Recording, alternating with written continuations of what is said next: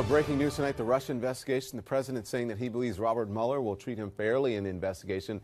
Back with me now, my political commentators, Tara Setmeyer, Bakari Sellers, and Ben Ferguson. Well, that was a chat. It was indeed. It's always interesting when Chris Ruddy comes on. But this interview in the New York Times, Bakari, I always find it interesting because many times supporters come on and they don't really have their facts straight, and you have to tell them, and then they accuse you of making things up when the facts are just the facts. What did you think of that?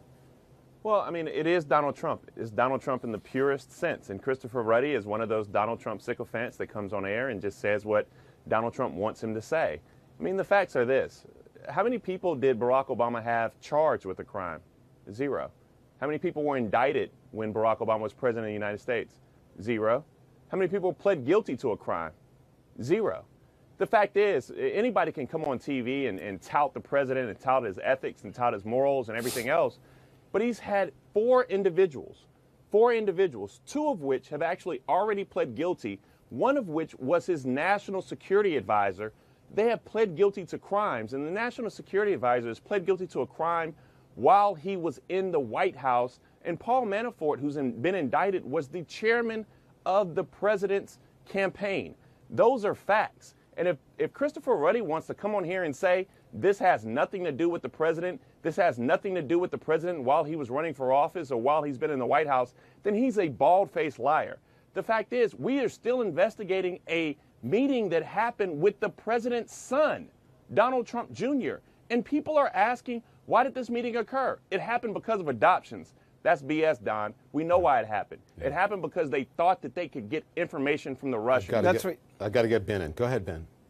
Yeah, look, and I want to say this because I think that this is, what Bakari just said there, I think sums up the election a year ago perfectly.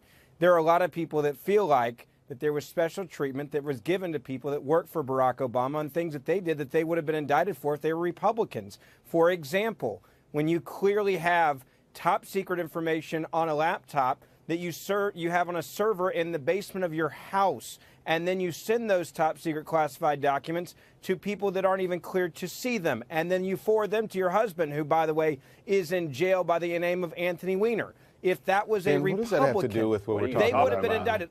Let me finish. What are you talking about? The FBI already investigated that. There have been a million hearings on it. It's water under the bridge, but why? No. We'll be right back. We'll be right back.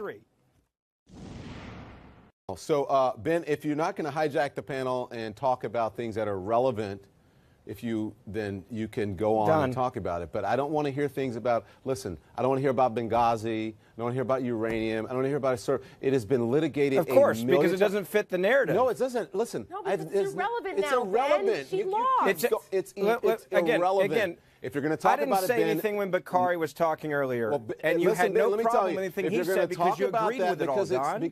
No, it's not because I agree with it all. It's because he's talking about things that had to do with now, not some bull from the past that has been litigated over and over and is not relevant anymore because every time someone, but our emails. Don, but clearly uranium. You don't like what I'm saying. But no, it's not that I don't like what you're saying. I didn't even say the word uranium, Don. It's not. I never said anything about uranium. That is where you're going to go back to. You go back to the same talking point. If you listen to somebody, instead of assuming what they're going to say, then you might learn something. Get back on track, and let's talk about the New York Times interview that we were discussing instead of going back in time in a time machine and talking about something and someone who was not president anymore.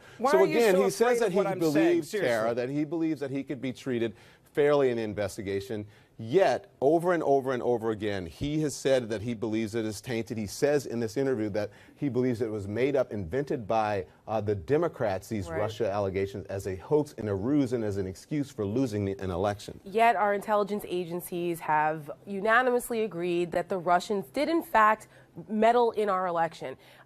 Donald Trump has it stuck in his craw that it somehow undermines legitimacy of his election if he acknowledges what the Russians did. This is something to the chagrin of even his national security folks, everyone. They don't like the fact he continues to call this a hoax, because it's not a hoax. And it makes our intelligence community's job that much more difficult, because they need to implement policy to make sure this doesn't happen again. That's the real problem here. The fact that he And just no one will is not, doing anything about it. Well, I don't know. I mean, I believe that there are good men and women that are trying to do their jobs despite the president continually stepping on their throats and belittling them in public.